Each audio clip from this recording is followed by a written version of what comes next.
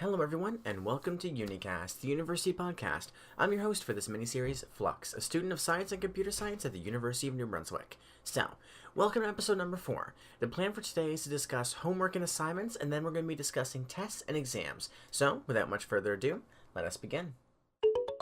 Now, we begin today's episode with a discussion on homework and assignments. You see, homework in university is quite a bit different than that in high school. If you remember my previous episode, professors don't have a lot of time to be doing much besides lecturing in their classes. They really only have about 3 or 4 hours a week, which, if you're from a semesterized school, is 2 or 3 hours less than what you had in high school. And if you're from a linear school or you do your classes all year, that's already about an hour or an hour less per week, or about the same amount of time, with quite a few less months to do it, like about 6 less months to teach the material. So professors have much less time to teach you the same thing, and because of this, there's no time for them to give homework, assignments, quizzes, whatever in your class, and instead they have to focus all their time on their lectures. So, because of this, homework is given quite often in university to make sure you know your material. Now, as mentioned, this homework's quite a bit different than that in high school, and depending on the high school you came from, this is either going to be a huge shock with how much you have, or quite a bit of a relief. And to give some comparisons and some examples, if you're from Newfoundland in Canada, then you're probably familiar to the idea that teachers are banned from grading homework in high school. This is because it's too easy to cheat on your homework in high school and too easy for you to copy someone else's work.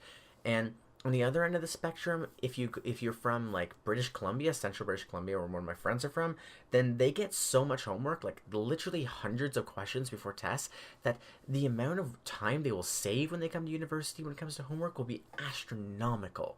So it's really different depending on the school you come from. And me coming from Newfoundland, the amount of homework I got in university was quite a bit of a shock, and I wasn't prepared for it.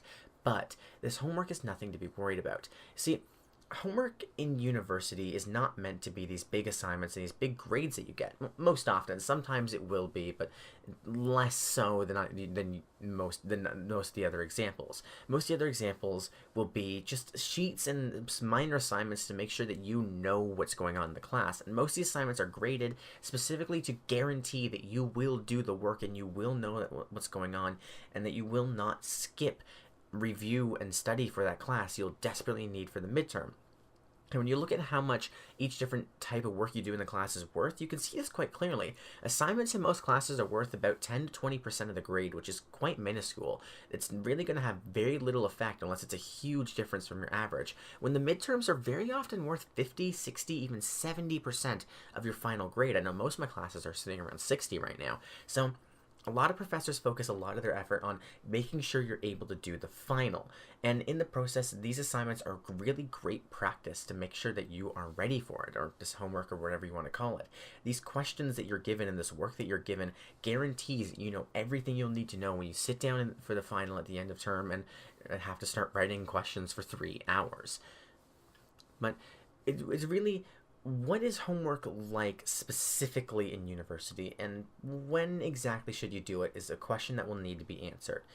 When it comes to homework in university, as I mentioned, it is meant to be a lot easier than that in high school. It's meant to be easier than simple assignments. If you're in a physics class or another science class, your homework is probably going to be nothing more than a few questions every few nights, or maybe each week you'll get a big bundle of questions for you to do at the end of the week.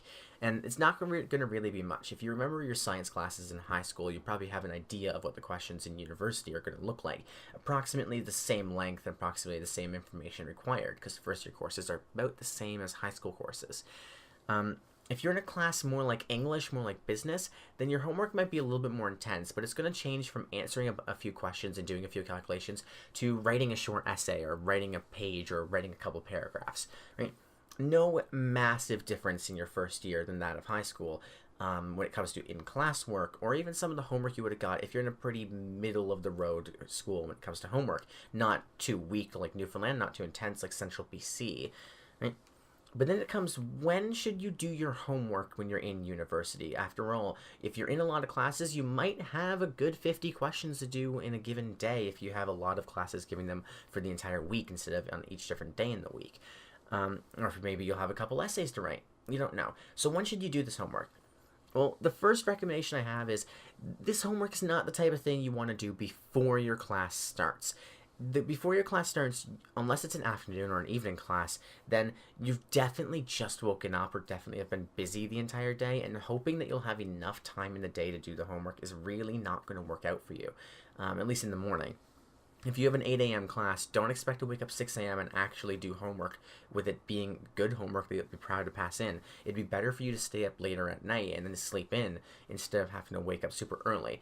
Although, keep to your sleep schedule. If you always wake up early, keep waking up early. And if you always wake up late, keep waking up late.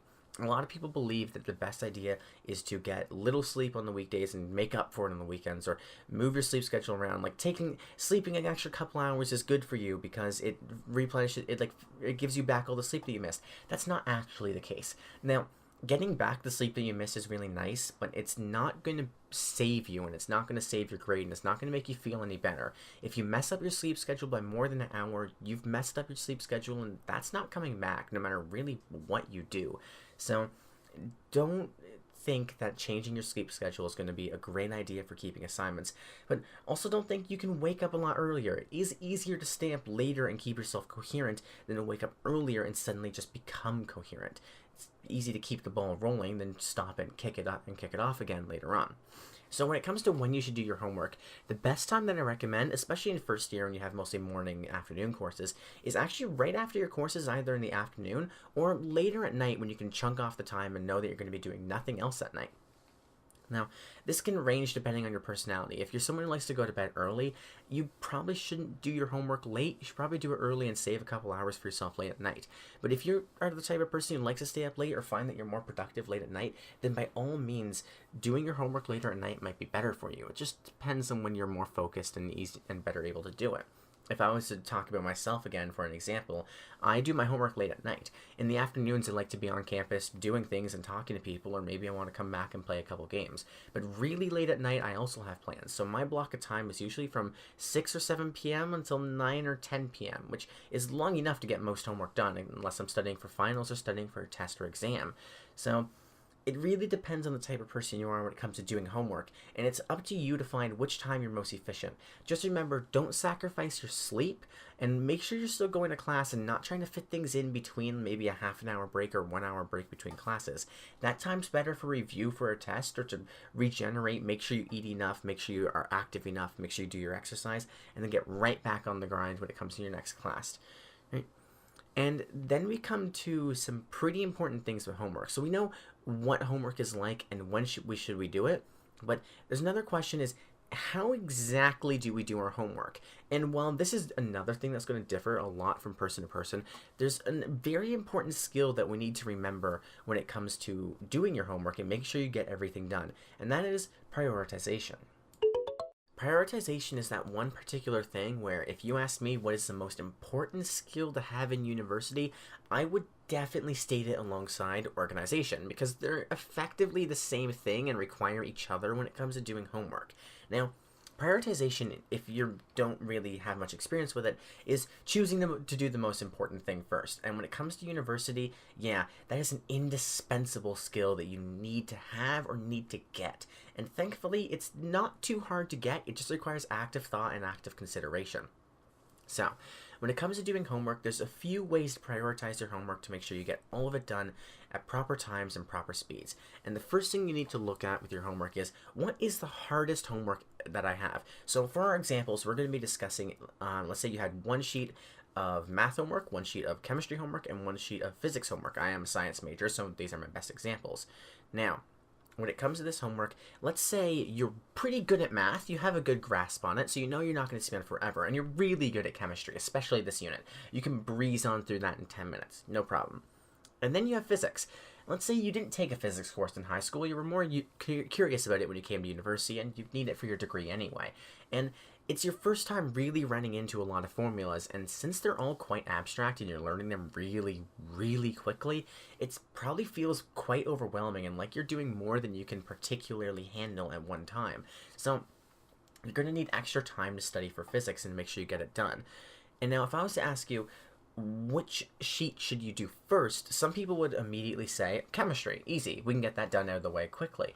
And then the people would say math, and then the final people would say, no, we need to do physics, that's going to take forever, we need to make sure that's done.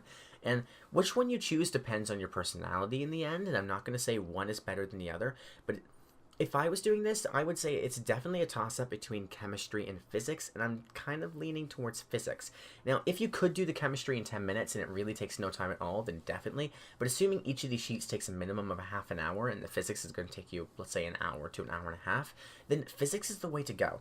You can guarantee that, yes, you'll get chemistry done, you'll get math done, and maybe physics won't be done. But if you need extra time for physics to make sure you understand it, it's good to make sure you're in the right headspace to understand that physics early, and that you can do the physics and can learn it, and that all the factors play out well.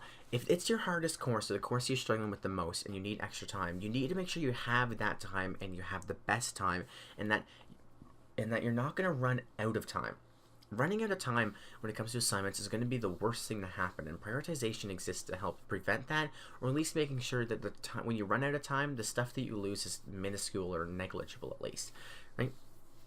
So when it comes to this physics assignment or this physics sheet that you may have had, it's very important to make sure you get that done because it's so hard. When the other ones you can finish quite quickly, and if you needed to rush, you'd be able to. The physics you can't, so it's really important to make sure you get that done. Now, as I said, there is still an argument for doing chemistry first, and I can see it too. If you think you can get chemistry done quickly and all the sheets are worth the same amount, then yeah, getting that chemistry done might just tick off your list, get a little bit off your mind, and make it a bit easier. You'll feel a lot better about yourself. So it really depends how long is something going to take. If everything takes a little while, but something's going to take a long while, I would do that one first. But it's also fully valid to do a short one, then a long one, then a short one, because it helps build you up and cool you down, which is another fair point. Whichever way you work the best is the way that you really should prioritize these things. If you work best with taking the small things and building your way up slowly, that's fair, but you might also feel like you've worked so hard and are feeling overwhelmed by the time you get to the large assignment, when small assignments might be easier to push your way through. Who knows? It depends on the type of person you are. So I fully recommend looking at prioritization and finding out which you do better. You can test this with a few assignments in high school, your first few in university, or even small tasks you have to do in a day like chores. And maybe you have to do laundry, you have to clean your entire room, and you have to do some small thing like take a shower, right? Whichever takes you longer, assuming the shower is the shortest, or assuming the shower is the shortest here, like 5 minutes, let's say laundry takes 10 and another 10 for folding later on, and the such, right? Let's say the last one takes quite a while. You have to see which works best for you. Do you work best taking short, medium, long, maybe the long one first and then working your way down, or do you like to sandwich it in between? It's really good to test it on your own now so you don't have to test it later when it's actually quite important for you to figure out. Now, a good rule of thumb, get the hardest one out of the way first, because you can push yourself through the easier one a lot better now that the hardest is done. You'll feel a lot better getting something so big out of the way, and the good feelings from it will definitely push you through. And the ability to push yourself into and through a small assignment is a lot easier than if you've done a bunch of small ones now, and now you have to try to get through a behemoth of a difficult assignment. But then this really comes down to another factor that we have to consider. How much is each one worth in your grade? So let's say while these assignments, sure, some take longer, some take less, let's say the chemistry one is actually worth quite a lot. Like, let's say in chemistry you're only going to do about 5 assignments, so each one's worth a good, 5% of your grade, when this physics assignment is not going to be worth a lot of your grade. Well, that's a good reason to actually do the chemistry one first. If the chemistry one is worth so much that you need to make sure you get it done, then getting it done first makes sure you get the most grades. So it really can skew what is the most important. Well, the physics is still going to be important, and it's definitely going to be a good second place. In this situation, I would definitely say doing the chemistry first would be the best choice. And if math is also worth a lot more than physics, then do the math next. Even though the physics is the hardest and you have to be in the right headspace, if something's worth a lot, that needs the headspace more. And again, this really all comes down to you as a person and what you work best with. But it's definitely good to say the important ones come first. But maybe to you, the hardest one comes first, because what I said earlier about prioritizing the hardest ones and working your way through might be more important to you, as long as you can guarantee you get all the time done. But let's say you're on a time crunch and these things would usually take 3 hours and you have 2 hours to get it done and submit it, or else it's too late, right? In that situation, yeah, it's okay to save the physics one for last, even if you don't get it done, even though it'll take the longest. Because if it's going to take 3 hours, it's going to take 3 hours, and you don't want to miss out on something that could be worth a high percentage of your grade, like that chemistry paper or assignment that I mentioned earlier. But even now that we've balanced which one's the hardest and which one's worth the most, there is one more factor to consider. Now, this one's a pretty small factor. Once you've considered the other two, this one comes really just hand in hand and pretty easy. We shouldn't change much, but it also works best with the hardest assignment, and that's the longest assignment. If an assignment is a few pages long, then it definitely has a pretty big impact on how much time you need to spend on it. And as a 1-page physics assignment that's really hard could be the same thing as a 2 or 3-page math assignment or a 4 or 5-page chemistry assignment, using all the same examples and assuming you're really good at chemistry, of course.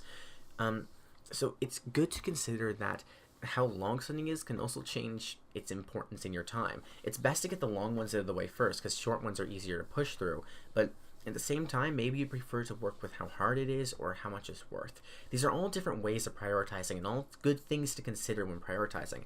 Maybe you find you want to do the most important one first based on grades and work your way down, but there's these 2 assignments that are worth the exact same and you don't know which one you should do first. Well, that's a great time to look at either which one's harder or which one's longer. If it equals out, then it equals out. But if you find one is really hard and you're not going to understand it, the other one's not too hard, maybe you're going to want to do the hard one first, because the one that's not hard, you can push yourself through a lot easier. So it really comes down to you, and it's best to choose what you feel is the best way of organizing your work and organizing how you will do things, and then sticking to it.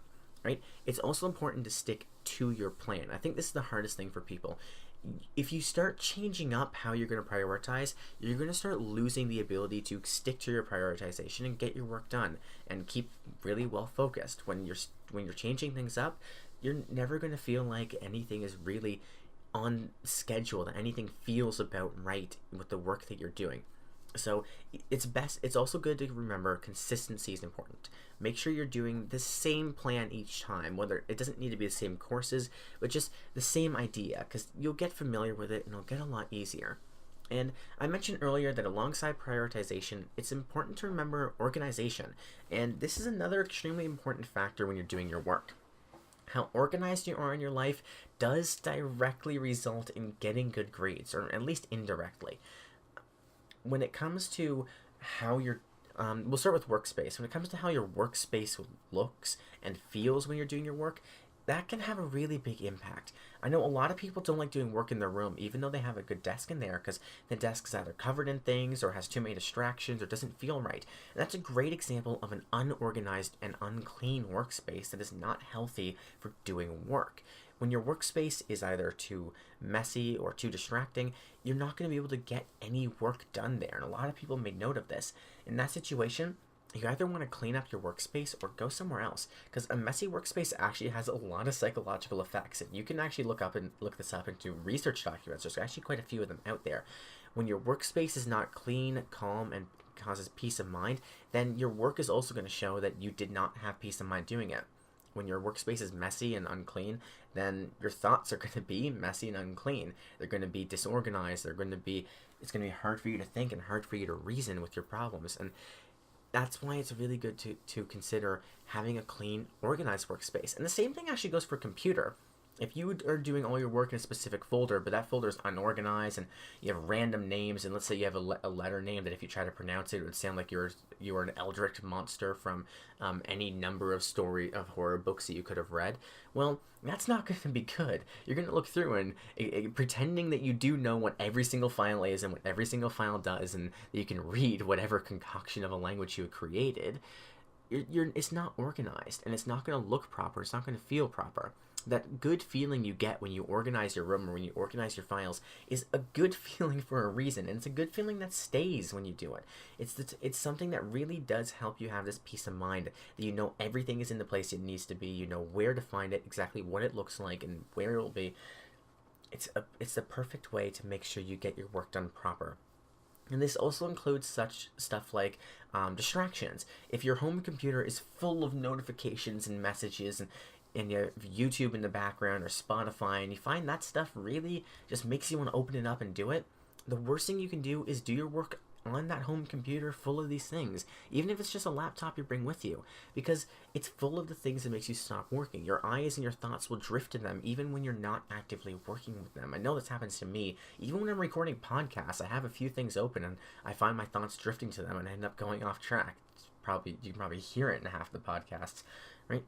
It's good to have a clean, organized workspace with as little distractions as possible when you're doing your homework. It's a lot better to do your homework with no text, no messages, no Spotify, no Facebook, no social media, nothing, and just your homework with breaks every now and then to be spending twice as long at the homework but only having half your attention on it. Devoted, constant attention is a lot better for your brain. You'll feel a lot better after it. You'll be a lot more awake and a lot more alert. And overall, it'll be a much healthier experience for you. So when it comes to doing homework, it's important to remember prioritization and organization in your life. Those two things are a recipe for success. Even when you include things like studying and you include proper rest and proper eating, these things have a noticeably large effect.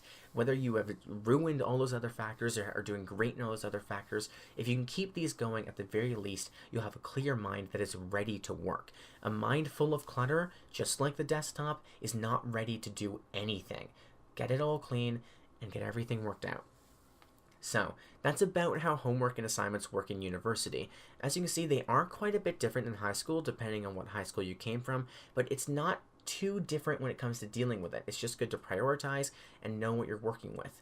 And if you want to know about how much homework you're going to have, it really depends on your course load and what degree you're doing. If you're in a degree known for being difficult, yeah, your homework's going to be harder and it's going to take longer. You're going to need to spend more time at it.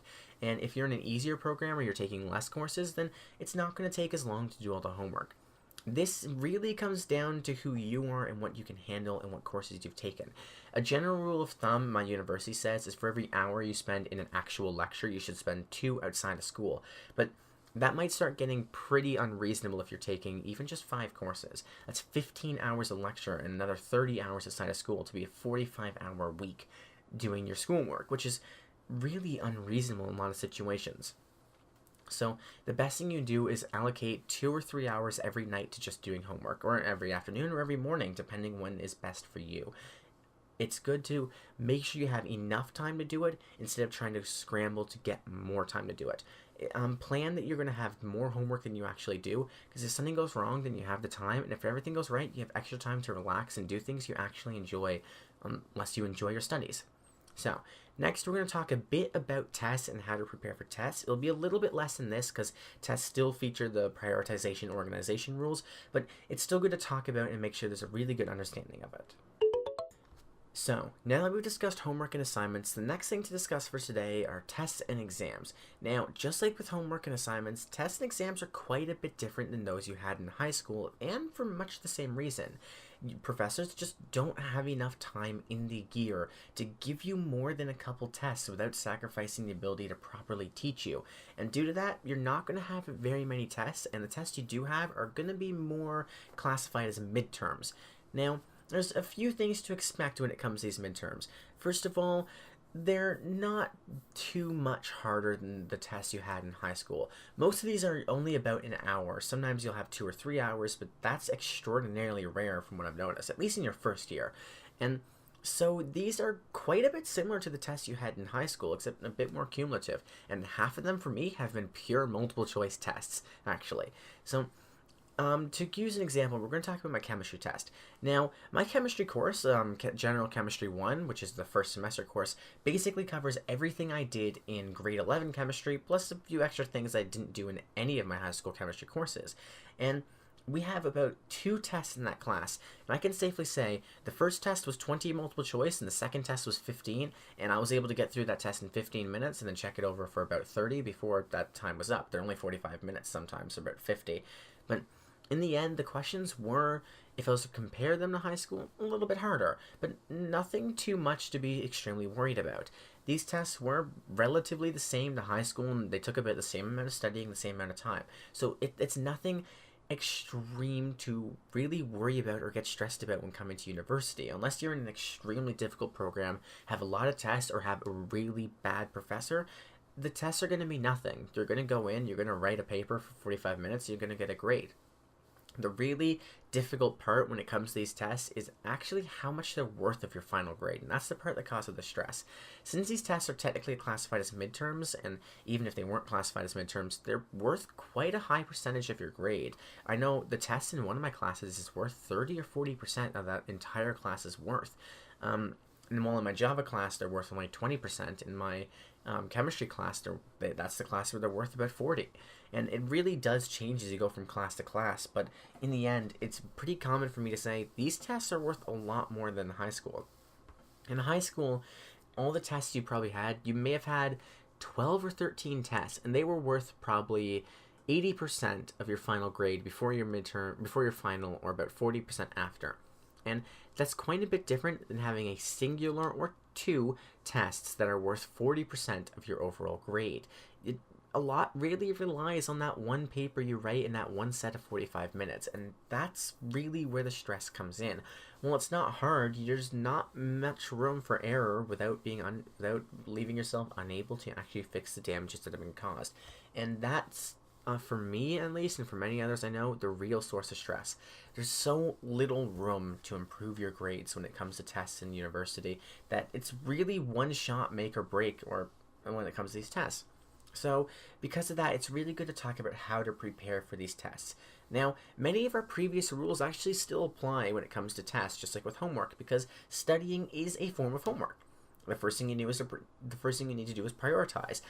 Do you care about which one's more difficult, which test is worth the most, or which studying set is going to take you the longest? It's really important to look at these things first to decide which is the most important. And then it's good to remember you need to be organized. You need to make sure you know where all your papers are, all your files are clean, there's very few distractions, and you need to have a clean workspace. But that's just the general rules for making sure you can do your best with tests.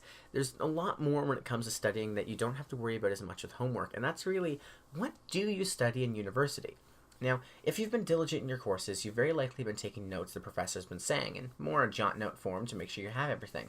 Well, when it comes to studying for a test, the best thing you can do, take out those notes, read through them, see if you understand everything, and see if you can remember it all. If you can't, well, that's the best place to start. Start reading through again and again and make sure you know it.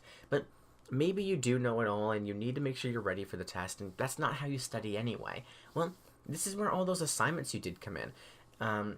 As mentioned, these assignments are done so you can understand what's going on in the class, and that's exactly what you're going to use these assignments for now. It's really good for you to take these assignments and study them on your own. Maybe if they were done online, you can click a practice button and just redo them with new questions and not have it worth for grades.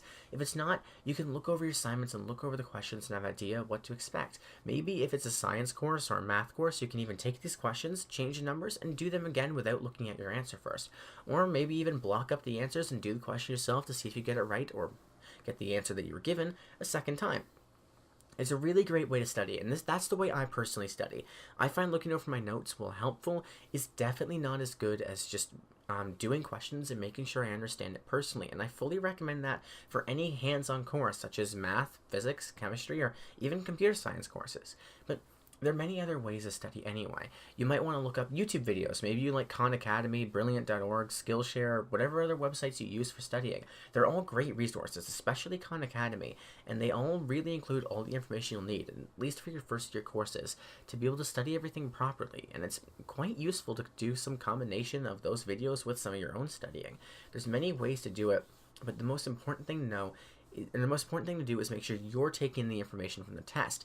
And another really good way to do this is, if you remember from last week when I was discussing tutorials, I mentioned peer-assisted learning, or not last week, last episode. I mentioned peer-assisted learning. And with my university at least, and I think many other universities, this peer-assisted learning is organized by the university. And because the professors know that they can, they often discuss whatever answers will be for those tests with those people that will be doing the peer-assisted learning, or not, at least not the answers, but the type of questions to expect. So going to this peer-assisted learning, these tutorials, are actually a really great way to study. And when I mentioned that 1 hour of this peer-assisted learning is like 3 hours of doing work on your own, this is exactly what I meant. When it comes to studying, doing it on your own is nice, but it lacks a lot of the ability to ask questions and understand on your own that you do have when it comes to peer-assisted learning and other forms of tutorials. And when it comes to this peer-assisted learning, they could give you questions to work on, they could give you hints about your work, and you have other people there you can study with, so it doesn't feel like you're so alone trying to figure things out. Maybe someone else's study method is just what you needed for this one test, and you didn't even know it. And because you found them at this peer-assisted learning, or you found out their method there, you automatically all of a sudden have so much more you can do to get a higher grade and do better on your tests and on your exams. So being able to go to these tutorials, especially before your tests and especially before your exams, is extremely important and extremely useful. That's why it's there, after all. But when it comes to when it comes to tests, in the end, the study methods you had in high school, if you had a well-defined study method you always use for tests, are probably going to work for your first year in university too. They're going to require some changes, and you're probably going to need to go to the tutorials more often, but overall, the methods are going to be very similar, and in the end, they'll give you about the same results. If you found they weren't the best results, then first year university is your time to experiment. The grades here are really a lot less important than in your upper years, because everyone has to go through first year university courses anyway. They're meaningless, right? And this material you've likely already done and you likely already know. So in the end, you have many advantages and many good things on your side that give you the room to start experimenting and start figuring things out. So when it comes to doing homework when it comes to studying for exams and studying for tests, the best thing to do is don't shake it up too much, but give yourself room to explore. And remember, practice questions and studying over your notes, which is something you likely did in high school, is extremely useful. Just throw in your tutorials and throw in extra work that you can find. And if you can email your professor and ask questions or meet up with them and ask questions, yeah, that is a huge bonus, because professors are itching to give you a hint or give you help. And while it doesn't seem like it quite often, they do care about you passing, and they want you to pass, and they want you to do well. That's why they're teaching you, after all. So talking to them, you might find some valuable information that they're willing to give out. I know I talk to my math professor like this quite often, and he tells me, this is about what to expect on the work today, or on the assignment today, or, oh, if you need any help, come to me, right? And that always remains true. The best thing I can do is go to my professors, and I fully recommend it if you're in a school where professors are willing to talk and willing to help you out. And that's really it. As I said, tests are not a huge thing. They're just worth so much that they become a huge thing. They're about the same as a test in high school and require just as much preparation, except a little bit more because they're cumulative. But the difference really comes to exams. And while I have not reached my first exam period yet, it's good to remember that these exams, like the ones you probably had in grade 11, grade 12 near the end of the year, are cumulative, large exams. They'll have everything you did in the year on them. They're going to be 3 hours, and they're going to require the same preparation for exams in high school, except probably longer. Again, it's the same methods you use for your tests, the same methods used for studying exams in high school. If you typed up your notes and found that helped, then do that again.